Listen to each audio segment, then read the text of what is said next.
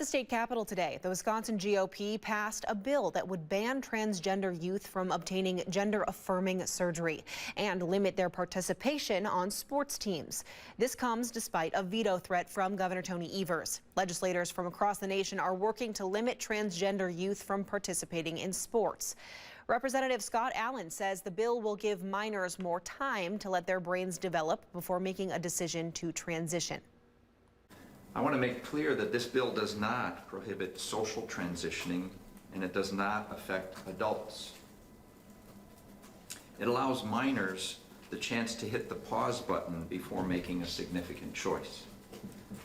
The bill has been based on significant medical research and long-term clinical studies that question the rush to medical gender transition for minors. The bill now goes to the Republican-controlled state Senate.